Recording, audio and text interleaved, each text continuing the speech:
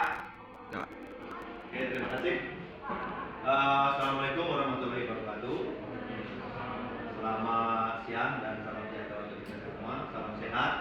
Eh, yang terhormat Bapak Ibu mengaku mata pelajaran PJOK dan Bahasa Indonesia serta PKN yang Bapak sayangi, anak-anak dari siswa kelas 10 dan 11 yang Bapak sayangi. Yang pertama, mari kita ucapkan syukur kita kepada Tuhan Yang Maha Esa karena masih selalu diberikan kesehatan untuk dapat berkumpul lagi dalam keadaan sehat tanpa satu kekurangan apapun.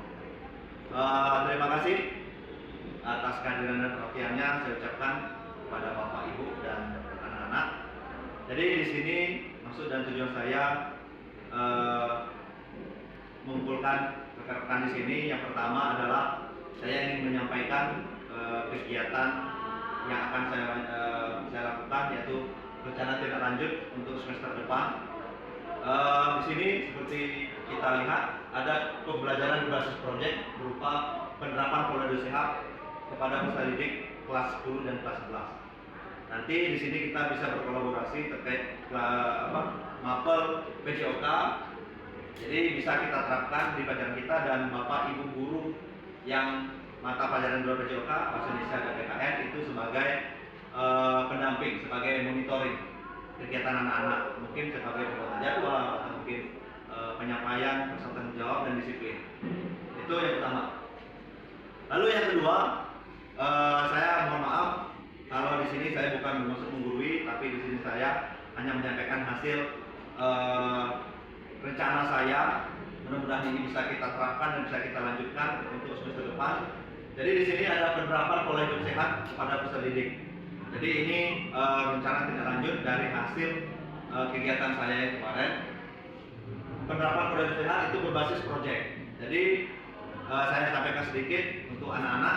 Jadi pembelajaran berbasis proyek itu adalah pembelajaran yang berpusat pada peserta didik. Jadi ibaratnya anak-anak itu yang menemukan masalah dan anak-anak juga yang menyelesaikan masalah tersebut. Ya, jadi di sini yang menjadi fokus utama saya adalah penerapan pola hidup sehat. Karena tidak semua anak-anak yang ada di sekolah ini bisa menerapkan ini. Ya, jadi tujuan pertama pembelajaran berbasis proyek ini adalah supaya anak-anak itu bisa mandiri. Ada masalah itu bisa diselesaikan. Lalu tujuan yang kedua adalah anak-anak itu bisa lebih memaksimalkan sarana prasarana yang ada di sekolah. Itu. Jadi bukan hanya sekedar melihat dan atau mungkin sekedar mencoba sebentar, tapi bisa memaksimalkan penggunaannya. Lalu yang selanjutnya di sini penerapan pola hidup sehat adalah bagaimana cara kita untuk menjaga agar selalu kita sehat, agar kita tidak sakit. Dan yang paling penting adalah bagaimana kita menjadi influencer. Influencer itu bagaimana cara kita menularkan apa yang sudah kita kerjakan kepada orang lain. Jadi kita mengajak orang. Jadi supaya follower kita banyak. Jadi itu yang paling penting kita terapkan ke diri kita sendiri dulu. Jika sudah menjadi habit atau kebiasaan, kita terapkan ke orang lain. Itu. Oke, next. Lanjut. Nah, di sini penerapan pola hidup sehat sehari-hari pertama latar belakangnya adalah untuk mendukung siswa agar bisa melakukan aktivitas fisik berolahraga dalam kehidupan sehari-hari, dan ini dimuat karena kami guru PJOK melihat banyak anak yang sudah kecanduan gadget. Ya, seperti Bapak Ibu ketahui, mungkin juga Pak Yusuf, Bu Rosa, dan Pak Hengki ketika ngajar ada yang anak lagi asik main HP. Benar kira-kira kan? Jarina? Kira seperti itu. Jadi anak itu sudah malas olahraga. Hanya beberapa orang saja, apalagi yang putri ini. Kalau suruh olahraga, suruh gerak sedikit, capek, malas, panas Pak.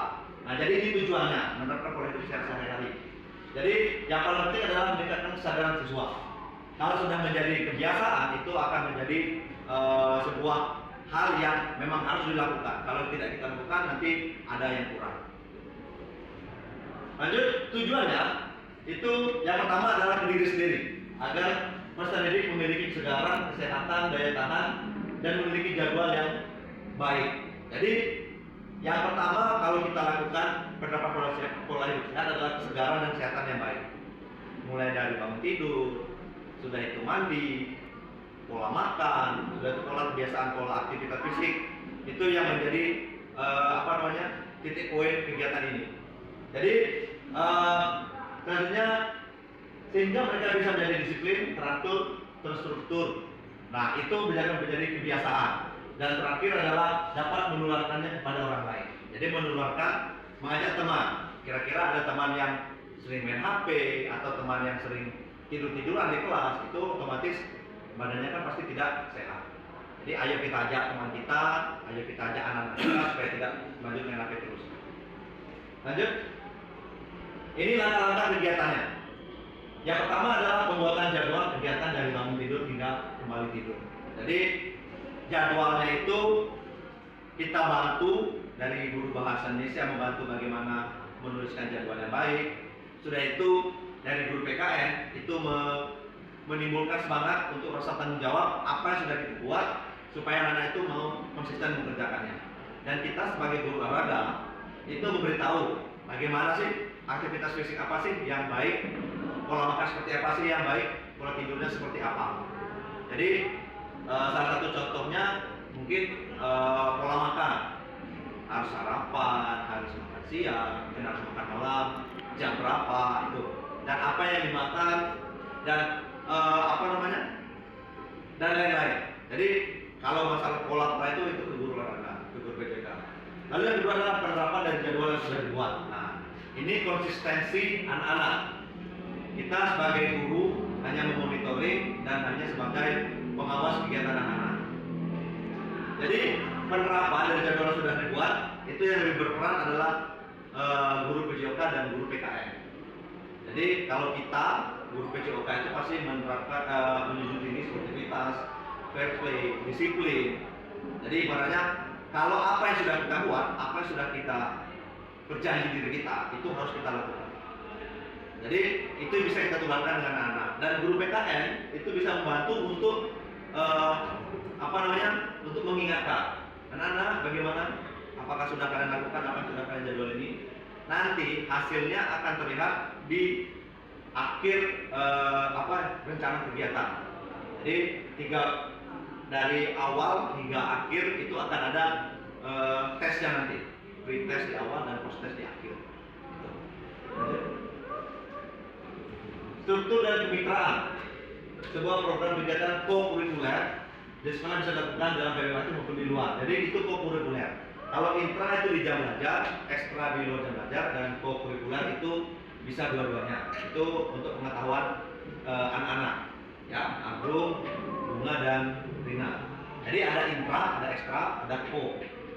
Jadi pelaksanaannya nanti itu minta bantuan Bapak Ibu yang sudah saya ceritakan tadi, dan melihat kegiatan siswa melakukan aktivitas olahraga. Nah, jadi ibaratnya setiap hari kita bertemu dengan anak-anak. Untuk kita pastikan anak itu berolahraga, kita harus menyiapkan anak itu setiap pagi kita jadwalkan untuk olahraga itu. Walaupun dia tidak jam olahraga, anak yang ada itu tadi yang masuk dalam peserta ini, kegiatan ini, kita jadwalkan olahraganya ini. Mungkin hari ini push up sekitar 20 kali, ditambah pull up misalnya 5 kali. Besok kita jadikan lari misalnya lari lapangan 5 kali saja. Sudah itu mungkin nanti ada sit up. Jadi yang penting setiap hari ada kegiatan seperti itu. Nah, jadi supaya dianjurkan tetap nonton fisik olahraga di luar sekolah. Nah, ketika di luar sekolah, nanti yang bertanggung jawab adalah orang tua atau kakaknya atau saudaranya yang untuk mengawasi anak tersebut melakukan aktivitas itu. Ya, yang sudah dijadwalkan tadi. Mungkin kita buat semacam surat atau semacam jadwal, misalnya si Agung sudah melaksanakan push up 20 kali, tanda tangan. Agung sudah tidur jam 9, tanda tangan. Nah, jadi itu ada kartu medali namanya. Next. Nah, ini pernyataan tentang kapasitas yang dimiliki kantor sekolah, dukungan dan kerjasama dari seluruh elemen sekolah untuk kegiatan ini. Nah, jadi ini tadi sudah seperti saya sampaikan, untuk menggunakan sarana dan prasarana yang ada di sekolah. Tujuan dari pembelajaran berbasis proyek itu ini. Jadi anak-anak menemukan masalah dari pembelajaran yang dia hadapi, lalu mencari cara bagaimana untuk untuk mengatasinya salah satunya adalah dengan menggunakan sarana sekolah. Mungkin wifi, mungkin ada ring stop atau pull up, mungkin ada dia mau jogging di tangga misalnya, itu kan termasuk juga. Itu menggunakan sarana-prasarana. Jadi semua elemen sekolah itu mendukung itu. Ya, termasuk di sini ada Bapak Ibu dari bidang matematika, bidang bahasa Indonesia dan PKN. Lanjut. Nah, ini adalah rencana evaluasi. Jadi rencana evaluasi pre-test yang pertama adalah kita mengukur tes fisik. Pertama, kita mengukur tinggi badan dan berat badan anak. Lalu kita mengukur kesegaran jasmani anak, kebugaran jasmani ya Pak Edi, kalau multi level test. Jadi kita mengukurnya menggunakan multi level test. Lari bolak-balik menggunakan musik. Ya, itu mungkin sekarang dapat level berapa. Jadi nanti ketika post test itu harus lebih baik dari yang kemarin. Misalnya nih, kalau untuk tinggi badan si Rina tinggi badannya misalnya sekarang 160, beratnya misalnya 60. Jadi kalau misalnya Rina menerapkan pola hidup tadi, penjadwalan, makan yang sehat, aktivitas yang sehat, jadi mudah-mudahan nanti di akhir kegiatan ada peningkatan. Mungkin tingginya bertambah atau mungkin beratnya ideal dengan tinggi badan, sudah itu larinya, kebugaran jasmaninya lebih bagus dari pre-test, dari sebelum kita mulai kegiatan, karena sudah berlatih terus setiap hari. Nah, terakhir di post test itu adalah kita ngetes anaknya tadi. Jadi kerjasamanya dari Bapak Ibu Guru PJOK dan Bapak Ibu Guru dari Bahasa Indonesia dan PKN untuk melihat bagaimana sejauh mana perkembangan anak itu. Mudah-mudahan anak yang kita tes itu bisa berhasil semua dan apa yang kita rencanakan ini itu bisa menjadi lebih baik. Mudah-mudahan bisa dipakai juga untuk teman-teman Bapak Guru PJOK. Kita terapkan ini untuk keseluruhan anak yang ada di yang kita ajak. Mungkin itu saja yang dapat saya sampaikan gambaran besarnya. Terima kasih atas perhatiannya dan di sini saya sebagai penyampai materi ini saya kembalikan ke Bapak Ibu dan mungkin anak-anak yang ingin bertanya silakan terkait kegiatan kita ini. Silakan yang ingin bertanya. Oke, siap. Pak Yusuf silakan. Saya mau bertanya, berapa banyak waktu yang sebaiknya kita luangkan untuk berolahraga setiap minggunya? Setiap minggu. Oke, siap. Bagaimana berapa lama waktu yang harus kita luangkan untuk berolahraga ya, beraktivitas fisik? Nah, itu pertanyaan bagus. Langsung saya jawab ya. Jadi kalau ditanya setiap minggu, harusnya itu setiap hari. Nah, setiap hari itu minimal kita beraktivitas fisik atau berolahraga itu 30 menit setiap hari. Itu paling minimal. Lebih banyak lebih bagus menyesuaikan dengan kegiatan kita. Jangan sampai kita over training. Biar kita nggak biasa olahraga, tiba-tiba langsung olahraga selama 2 jam. Itu pasti over training. Ya, itu berefek buruk untuk kita. Jadi minimal 30 menit mungkin olahraga ringan seperti jalan kaki atau mungkin jogging atau mungkin sedang main bulu tangkis. Itu 30 menit setiap hari. Jadi selama 1 minggu berarti 3 kali 7 sekitar hampir 3 jaman ya, 3 jam ke 4 jam. Jadi baiknya itu selama 30 menit satu hari, jadi bukan mingguan. Itu Pak. Mungkin ada yang lain? Silakan. Belum? Jika berat badan kita itu 170, berat badannya itu ideal berapa? Oke, terima kasih. Berapa cara menghitung berat badan ideal? Jadi menghitung berat badan ideal itu ada banyak macamnya. Ada berdasarkan indeks tubuh, ada berdasarkan profesionalan kegiatan kita. Kalau indeks tubuh itu dia pakai DBR persenan. Jadi itu biasanya pakai ada kalkulatornya. Memang sudah dirancang dari sananya. Tapi kalau secara sederhana itu ke profesionalan. Kemarin ketika kuliah saya diajarkan sedikit menghitung berat badan profesional. Tinggi badan dikurang 110 itu untuk atlet. Kalau untuk kita di luar atlet atau profesional, tinggi badan dikurang 100. Itu berat badan idealnya. Jadi maksimal ditambah 10, minimal dikurang 10. Misal saya tinggi badan 181. Karena saya bukan atlet, berarti dikurang 100. 80 kilo itu idealnya. Ketika berat badan itu yang ada normal, ada overweight, ada berat, dan ada kurus. Nah, jadi kalau saya tinggi 180, 181 dikurang 10 berarti harusnya kan 70, harusnya 71 atau 72 itu normal. Untuk overweight itu harus ditambah 10. Berarti 171 ditambah 10 berarti 81 harusnya berat saya. Tapi sekarang berat saya 92. Nah, 82 berarti sudah gemuk namanya. Nah, bukan overweight lagi. Nah, Agung tingginya berapa? 171 karena Agung bukan atlet, jadi Agung itu dikurang 100. Berarti harusnya 60. Berat Agung berapa sekarang? 53. Ah, itu masih normal. Karena dia kan kurang 10. Kalau 61 61 dikurang 10 berarti sudah 51. Nah, itu masih normal tuh. Memang agak sedikit kurus. Benar kan? Kelihatannya kan? Nah, seperti itu. Kecuali kalau kita atlet harus dikurang 110 kalau nggak salah saya. Itu yang sangat apa? Yang gampang kita hitungnya daripada kita pakai kalkulator indeks suhu. Bagus dong. Apalagi kira-kira? Pak Ayi atau Pak Edi? Bu Rosa? Oke, silakan Bu Rosa. Tadi disebutkan tentang rencana Tes ya. tes yang dilaksanakan berdasarkan jadwal yang sudah dibuat itu idealnya per minggu, per bulan atau Oke. Oh, ininya apa namanya? Pengawasannya, memonitor anaknya. Nah, terus data posting juga apa?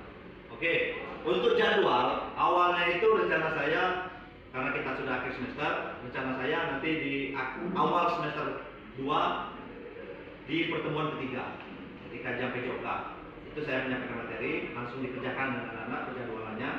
Nanti itu pretest. Post-testnya nanti rencana saya di akhir semester 6.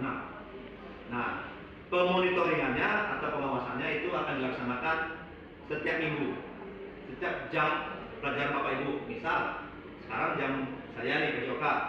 Nah, besok ketika jam Bu Rosa ditanya lagi, apa sudah dikerjakan? Besok di jam Pak Hengki, jam PKN, apa sudah dikerjakan? Jadi monitornya seperti itu. Nanti pretest di awal dan post test di akhir. Jadi bentuk fisiknya saja. Dari bentuk tubuhnya mungkin bukan seperti itu. Terima kasih Bu Rosa. Ada yang lain? Bunga, Rina, Peggy, ada lagi, Peggy? Ada, oke. Mungkin itu saja dari saya. Terima kasih atas perhatiannya dan waktunya. Mohon maaf sekali lagi ini bukan. Itu saja dari saya. Terima kasih. Mohon maaf kalau misalnya ada kekurangan kata dan kelebihan kata. Di sini terakhir saya bukan kembali menggurui, tapi kita sekedar sharing dan mudah-mudahan ini jadi pedoman program kita ke depannya. Terima kasih, salam sehat selalu, semoga kita dalam selalu sehat dan selamat. Saya akhiri dengan selamat siang. Saya berpusat kepada peserta didik. Jadi kurang lebih saya mohon maaf. Terima kasih. Oke, siap.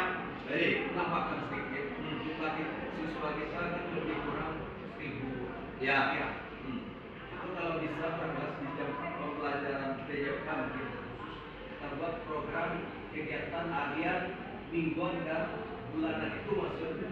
Ya. Tadi kalau saya ambil kesimpulan, jadi setiap anak itu jam sekian saya gini, jam segitu gini, makan berangkat sekolah sampai tidur. Ya. Seperti itu. Iya, betul. Jadi intinya program kegiatan Iya, harian siswa. iya. Gitu.